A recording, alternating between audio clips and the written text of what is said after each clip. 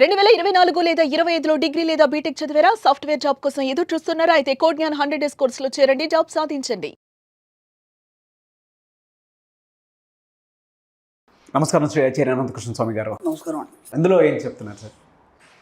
చాలామంది మనకి మెడిటేషన్ చేస్తున్నాము, నాకు ఇలా జరుగుతుందండి, అలా జరుగుతుంది. ఏవో మనకి కాల్స్ వస్తాయి, మెసేజ్లు కూడా పెడుతుంటారు. అంటే మెడిటేషన్లో ఏమేం జరుగుతుంది, మనకి ఫస్ట్ కూర్చోగానే కొన్ని రోజులు మనకి ఏవో ఆలోచనలు వస్తుంటాయి, విపరీతం ఆలోచనలు వస్తుంటాయి. మన గతంలో కూడా కొన్ని ఎక్స్పీరియన్స్ చెప్పాం ఏమి జరుగుతుంది అనేది. కొందరికి ఏంటంటే కూర్చోగానే కాళ్ళు తిమ్మిరి వచ్చేస్తాయి, ఓకేనా. కొందరికి తల్లో పట్టి లాగినట్టు అవుతుంది, ఓకే. ఇవన్నీ ఎందుకు అవుతాయంటే మీకేం పని ఉండదు కాబట్టి అవుతాయి. అదే మూవీని అయితే 3 గంటలు ఏ నొప్పి లేకుండా హాయిగా చూడగలుగుతారు. ఈ మెడిటేషన్లో ఏంటంటే మాట్లాడేవాడు ఉన్నాడు, ఇంకేం పని ఉండదు కాబట్టి మీకు అలా ఫీలింగ్ వస్తుంది. మెడిటేషన్లో నేను చెప్పాను ఎన్నోసార్లు కూడా, ఇప్పుడు మన సబ్జెక్టు కూడా ఒక్కొక్కరిది ఒక్కొక్క ఎక్స్పీరియన్స్, అందరికీ ఒకేలాగా ఉండదు. అప్పుడు డబ్బు నేను ఎక్స్పెక్ట్ చేసినట్టు ఎటువాడికి కూడా రావాలని లేదు, ఎటువాడికి వచ్చినట్టు నాకు రావాలని లేదు. సంపద ఐశ్వర్యం కూడా అంతే. ఎవరి విధి విధానం వాళ్ళది, ఎవరి యొక్క ఆలోచనలు వాళ్ళే, అందరికీ ఒకే రకంగా రావాలని ఏం లేదు. దాంతోపాటు మెడిటేషన్లో ఎక్స్పీరియన్స్ కూడా చాలా రకరకాలుగా విచిత్రంగా ఉంటుంది, ఓకే. అయితే ఇంకా కొద్దిగా డెప్త్కి వెళ్ళినప్పుడు, ఓకేనా, వెళ్ళినప్పుడు ఏం జరుగుతుంది, ఓకేనా. ఒక శూన్యంలోకి వెళ్ళినట్టే మనకు ఒక ఎక్స్పీరియన్స్ రావడం, దాంతోపాటు కొన్ని కలర్స్ కనిపించడం, ఇవన్నీ జరుగుతాయి. అంత అయిపోయిన తర్వాత ఏమవుతుందంటే ఒక పెద్ద లైట్ కాంతి వెలుగుతుంది. అక్కడ ఇంకా ఏం కనిపించదు, శూన్యం తప్ప ఇంకేం ఉండదు. ఒకసారి వెలిగి ఆగిపోతుంది అది, లేదా కొద్దిసేపు వెలుగుతూనే ఉంటుంది. అసలు మనం అక్కడ ఉన్న మన బాడీ స్పర్శ కానీ మనం అక్కడ ఉన్నది ఏది కూడా మనకు అది అవగాహనలో ఉండదు. కాబట్టి ఒక మంచి సాధకుడు, ఒక మంచి మెడిటేటర్, బాగా డెప్త్గా దాంట్లో వెళ్ళినవాడు, వారి యొక్క అనుభవం ఎలా ఉంటుంది ఒక ఆర్టికల్గా రాయడం జరిగింది. ఒకసారి మీకు చదివి వినిపిస్తాను. డెఫినెట్గా సార్. ఎందుకంటే ఆ ఫీలింగ్ బాగుంటుంది. ధ్యానంలో డెప్త్కి వెళ్ళినప్పుడు ఆ ఫీలింగ్ ఎలా ఉంటుంది. అలాగని చెప్పి ఇది అందరికి కలగాలని లేదు.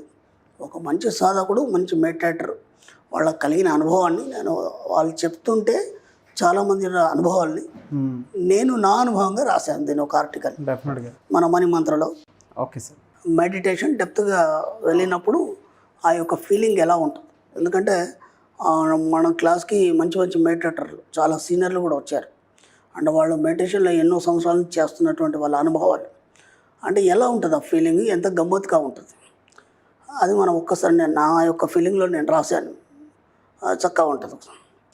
శివుడి జటాజూటంలో జాలువారే గంగా నది ప్రవాహంలా నా జీవితపు అనంతపు అంచులో నేను, కులమానం లేని అనంతం నేనెక్కడో అంటూ వెతికితే పరిపూర్ణంగా నేనే, చెట్టు పుట్ట ప్రకృతి అంతా నా చుట్టూ నాలోనే, నా ప్రతిపదం ఢమరుకనాదంలోని అనువనువు ఒక భ్రమరంలా ప్రణవం పలుకుతూ ఉంటే నా శరీరంలో ప్రతికణం రుద్రతాండవపు అనుభూతిని కలిగిస్తూ విశ్వమంతా నేనవుతే సూర్యచంద్రులు నాకు అలంకారంగా మారి వారి వెలుగులు వెదజల్లితే తెలియని కాంతి నన్ను ఆదరించి అనంతంగా మెరిసిపోతుంటే విపరీత ధనరాశుల వెల్లువ నన్ను పలకరిస్తూ వింత లోకాల్లో విహరిస్తూ కుండలిలోని నాగులు నా ప్రతి నాడిలోనూ మూలాధారం నుండి సహస్రారం వరకు ఒక విద్యుత్ కాంతిలో వెలిగిపోతూ గొప్ప కాంతి నన్ను ఆవరించి భూమధ్యంలో అందరూ కనిపిస్తూ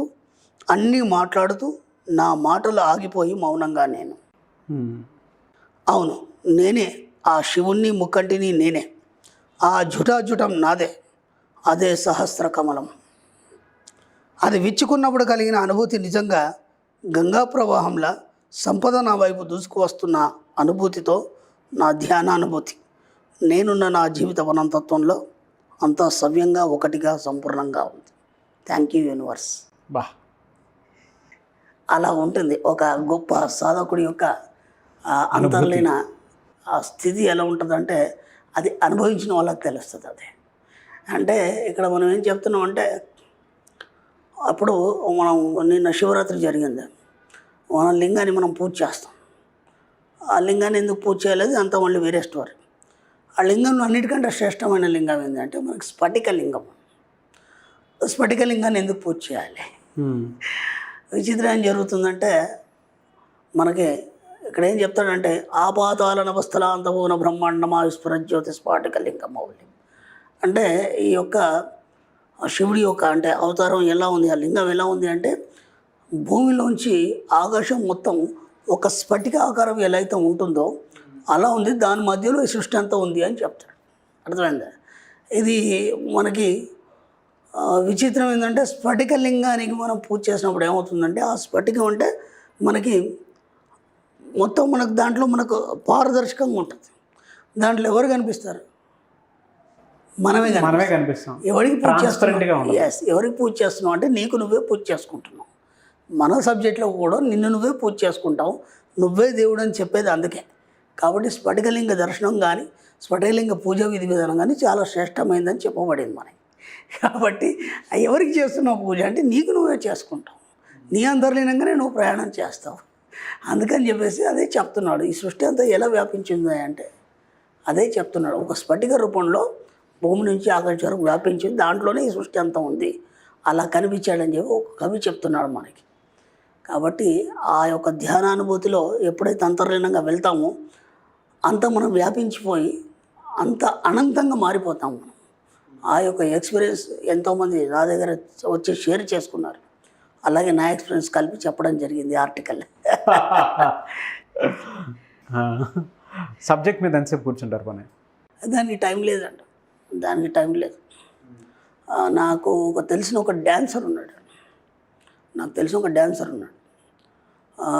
పేరు చెప్పను కానీ చాలా క్లోజ్ నాకు.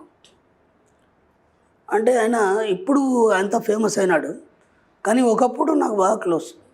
నేను ఎప్పుడు కలిసేదే ఆయన నాతో కలిసి, ఏదైనా ఫంక్షన్లో కూడా అట్లా వెళ్ళేది. మేము అలా ప్రయాణం చేస్తున్నాం బస్సులో కానీ లేకపోతే బండి మీద కానీ, లేదంటే అందరం సరదాగా కూర్చొని మాట్లాడుతున్నాం. మేమందరం మాట్లాడుతుంటే ఆయన బాడీ మొత్తం అణువణువు నాట్యం చేసేది. ఆయన మాట్లాడుతుండేది ఒకవైపు చేతులు, ఒకవైపు కాళ్ళు, ఆ మడిమళ్ళు ఇవన్నీ ఒక స్టెప్స్ అవి అనుకోకుండా అవి ఆడుతూనే ఉంటాయి, అవి ఎప్పుడు ఆడుతూనే ఉంటాయి. అదేంట్రా నువ్వు ఎప్పుడు ఇదే పిచ్చా అంటే నాకు తెలియకుండానే నా లోపల ఒక రితం వస్తుంది, రితానికి అనుగుణంగా నా బాడీ మూవ్ అవుతుంది. నేనేం చేయాలనేది ఆయన అంటే ఎప్పుడు ప్రాక్టీస్ చేస్తారు, మీరు ఎప్పుడు చదువుతారంటే దానికి కారణం ఉండదు. ఇక దాని పని అది చేసుకుంటుంది. ఎందుకంటే ముందు దానికి అది అలవాటు చేయాలి మనం. నేను కూడా ఎన్నోసార్లు చెప్పాను, డబ్బు సంపద ఐశ్వర్యం అనేది మన సబ్కాన్షియస్ మైండ్కి అలవాటు చేయాలి.